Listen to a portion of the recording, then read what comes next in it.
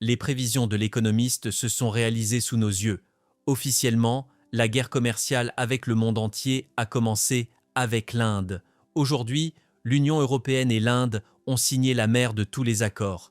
Avant de commencer, je vous demande de laisser un like sous cette vidéo. Les algorithmes vont ainsi la promouvoir auprès d'une audience plus large. Et bien sûr, n'oubliez pas de laisser un commentaire sur ce que vous en pensez. Ursula von der Leyen elle-même a utilisé cette expression « la mère de tous les accords ». C'est un accord commercial colossal. Maintenant, entre l'Union européenne et l'Inde, il y aura une zone de libre-échange économique. C'est un accord de dimension gigantesque. Les tarifs douaniers de Donald Trump ne font plus peur à l'Europe. Deux géants mondiaux, deux des plus grandes économies, l'Europe et l'Inde, parmi les 4 plus grandes économies de la planète, ont finalement conclu un accord commercial. Les analystes financiers prédisent déjà un effondrement très fort du dollar.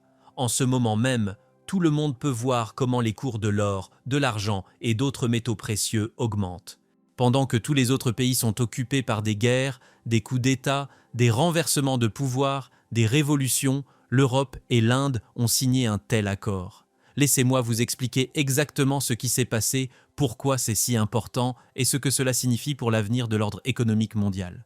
Commençons par les faits. Le 27 janvier, à New Delhi, au cœur de l'Inde, 3 personnes se sont rencontrées. Narendra Modi, le Premier ministre indien, Ursula von der Leyen, présidente de la Commission européenne, Antonio Costa, président du Conseil européen. Ces 3 personnes ont annoncé la conclusion des négociations pour un accord de libre-échange entre l'Europe et l'Inde. Cet accord crée une zone de libre-échange de 2 milliards de personnes. Vous avez bien entendu, 2 milliards de personnes, un quart de la production économique mondiale. C'est le plus grand accord commercial bilatéral jamais signé par l'Europe. C'est le plus grand accord commercial bilatéral jamais signé par l'Inde. C'est historique. Maintenant, pourquoi est-ce la mère de tous les accords? Parce que cet accord change fondamentalement la géopolitique économique mondiale. Pensez-y. Trump a imposé des tarifs massifs sur l'Inde. L'année dernière, il a frappé les produits indiens avec des tarifs énormes. L'Inde avait besoin de trouver de nouveaux marchés, de nouveaux partenaires commerciaux.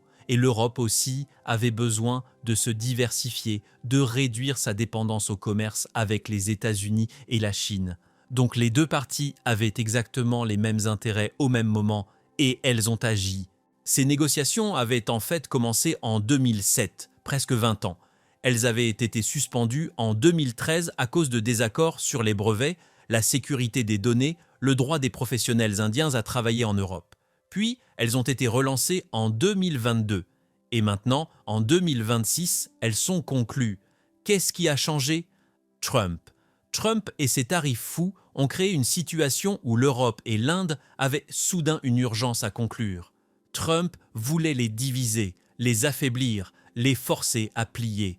Au lieu de cela, il les a poussés ensemble. C'est l'ironie magnifique de la situation. Alors que contient cet accord? Essentiellement, il élimine ou réduit drastiquement les tarifs sur la quasi-totalité des biens échangés entre l'Europe et l'Inde, les voitures européennes par exemple. Actuellement, l'Inde impose des tarifs absolument énormes sur les automobiles européennes. Nous parlons de tarifs qui peuvent atteindre des niveaux extraordinaires. Sous le nouvel accord, ces tarifs vont tomber à des niveaux minuscules sur une période de 5 ans.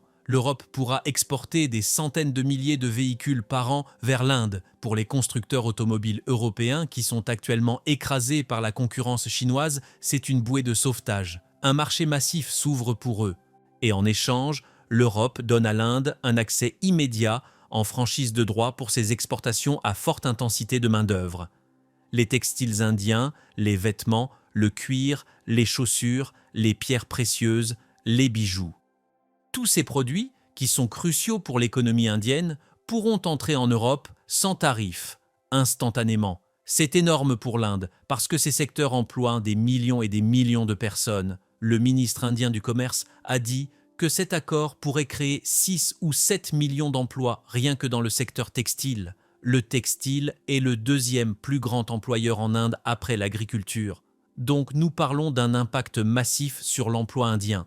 Mais ce n'est pas seulement les voitures et les textiles, les produits chimiques européens, les machines, les équipements électriques, les avions, les produits pharmaceutiques, tous verront leurs tarifs éliminés ou drastiquement réduits.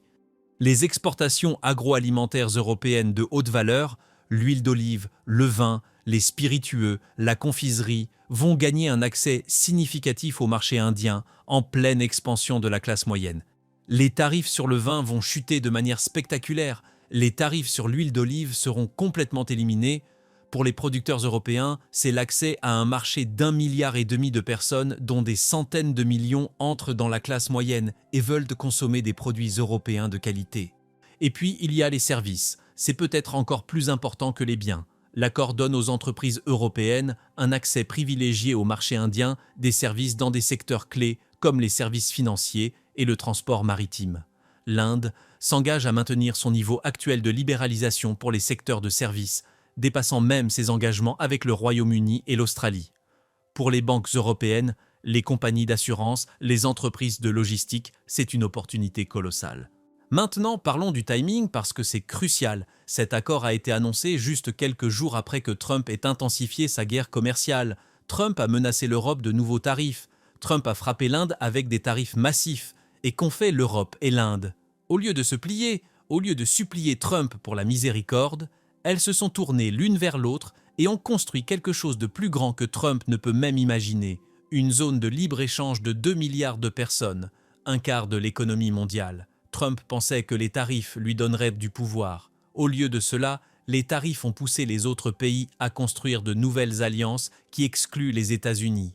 Et regardez ce qui se passe maintenant avec le dollar. Les analystes financiers observent très attentivement. L'or monte, l'argent monte, les métaux précieux montent. Pourquoi? Parce que les investisseurs voient tout que le dollar est en danger. Quand les 2 des 4 plus grandes économies mondiales créent une zone de libre-échange qui facilite le commerce sans dollar, cela affaiblit la demande pour le dollar. Et moins de demande signifie un dollar plus faible. Trump a toujours dit qu'il voulait un dollar fort, mais ses politiques créent exactement l'opposé. Pensons à ce que cela signifie géopolitiquement.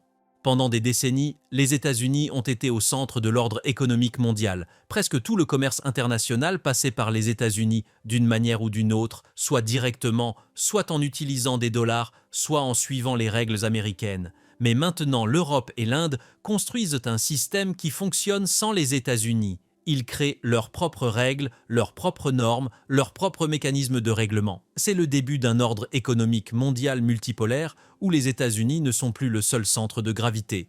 Et ce n'est que le début. L'Europe négocie activement des accords commerciaux avec d'autres pays également, avec les nations d'Asie du Sud-Est, avec l'Amérique latine, avec l'Afrique. L'Europe construit un réseau d'accords de libre-échange qui couvre le monde entier. Et tous ces accords ont une chose en commun, ils ne dépendent pas des États-Unis. Ils créent des chemins commerciaux alternatifs, des systèmes de paiement alternatifs, des chaînes d'approvisionnement alternatives. Trump voulait utiliser les tarifs pour forcer les autres pays à se plier à sa volonté. Au lieu de cela, il les force à construire un monde où les États-Unis ne comptent plus.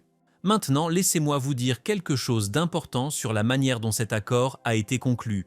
Von der Leyen et Costa étaient en Inde pour célébrer la fête de la République indienne le 26 janvier. Ils étaient les invités d'honneur. Cela envoie un message diplomatique puissant. L'Inde et l'Europe se considèrent comme des partenaires stratégiques, pas seulement des partenaires commerciaux. Ils célèbrent ensemble, ils construisent ensemble, ils se tiennent ensemble contre la coercition économique américaine. Et voici ce qui est vraiment fascinant. Pendant que cet accord était annoncé, où était l'attention mondiale? Sur les guerres, sur les révolutions, sur le chaos, la Syrie, l'Ukraine, le Moyen-Orient, partout le chaos. Et au milieu de tout ce chaos, tranquillement, l'Europe et l'Inde construisaient quelque chose d'énorme, quelque chose qui changera l'économie mondiale pour les décennies à venir. Cela me rappelle une vieille expression, quand les sages construisent tout des ponts, les fous construisent des murs. Trump construit des murs avec ses tarifs. L'Europe et l'Inde construisent des ponts. Parlons aussi de ce que cela signifie pour les emplois. L'accord soutient déjà environ 800 000 emplois en Europe grâce au commerce existant avec l'Inde. Avec le nouvel accord, ce nombre va augmenter massivement dans la fabrication, dans les services, dans les chaînes d'approvisionnement. Pour l'Inde, comme je l'ai mentionné, juste le secteur textile pourrait créer des millions d'emplois. Donc les deux côtés gagnent en termes d'emploi, en termes de croissance économique, en termes de prospérité. Mais il y a aussi des défis. L'Europe a un mécanisme d'ajustement carbone aux frontières qui reste en place malgré les objections indiennes. Cela signifie que les exportateurs indiens d'acier et d'aluminium devront faire face à de nouveaux coûts carbone. Mais Bruxelles a promis des centaines de millions pour aider l'Inde à réduire les émissions. C'est un compromis. L'Europe maintient ses normes environnementales, mais aide l'Inde à s'adapter. C'est ainsi que fonctionnent les accords réels entre partenaires égaux. Pas la coercition, pas les menaces, mais la négociation et le compromis. Maintenant, que se passe-t-il ensuite? L'accord doit encore passer par plusieurs étapes avant d'entrer en vigueur. Il nécessite l'approbation du Conseil européen, le consentement du Parlement européen et l'approbation du Conseil des ministres de l'Union en Inde. Cela prendra quelques mois, mais l'accord devrait entrer en vigueur d'ici la fin de 2026. Et une fois qu'il entre en vigueur, les changements seront immédiats et massifs. Les entreprises européennes et indiennes se préparent déjà. Elles planifient comment tirer parti des nouvelles opportunités. Les constructeurs automobiles européens planifient comment entrer sur le marché indien. Les exportateurs textiles indiens planifient comment augmenter leur expédition vers l'Europe. Les entreprises de services des deux côtés planifient comment s'étendre sur les marchés de l'autre. C'est une ruée vers l'or économique. Et voici ce qui est vraiment important. Cet accord n'est pas seulement économique, c'est géopolitique. C'est l'Europe et l'Inde disant au monde que la coopération basée sur les règles fonctionne toujours, que les démocraties peuvent travailler ensemble, que vous n'avez pas besoin de tarifs et de menaces pour obtenir ce que vous voulez. Vous pouvez négocier, vous pouvez compromettre, vous pouvez construire des résultats gagnant-gagnant. Von der Leyen l'a dit explicitement, cet accord envoie un signal au monde que la coopération basée sur les règles donne toujours d'excellents résultats. C'est un message dirigé directement vers Trump. Trump pense que la force brute et les tarifs sont la manière de faire les choses. L'Europe et l'Inde montrent qu'il existe une meilleure façon. Et franchement, leur façon fonctionne mieux. Ils créent de la richesse, créent des emplois, créent de la prospérité pour 2 milliards de personnes. Pendant ce temps, la manière de Trump crée l'inflation, crée le chômage, crée la récession. Donc où cela nous laisse-t-il? Nous sommes témoins d'un moment historique. L'ordre économique mondial construit après la Seconde Guerre mondiale, avec les États-Unis au centre, est en train de se transformer. Un nouveau système multipolaire émerge où l'Europe, l'Inde, la Chine, d'autres grandes économies construisent leurs propres réseaux commerciaux, leurs propres alliances, leurs propres règles.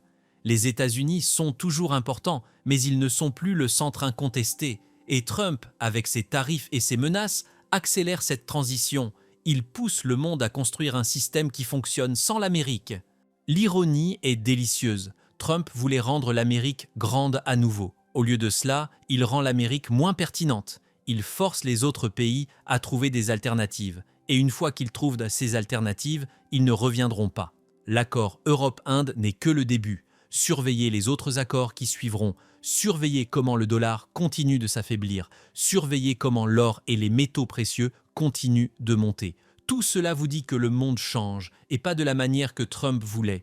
Les prochains mois seront fascinants. Surveillez comment cet accord se déploie, surveillez comment les entreprises réagissent, surveillez comment le commerce entre l'Europe et l'Inde explose.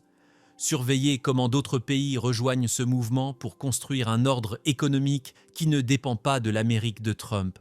C'est l'histoire qui se déroule devant nos yeux. Et c'est terrifiant pour Trump, mais passionnant pour le reste du monde.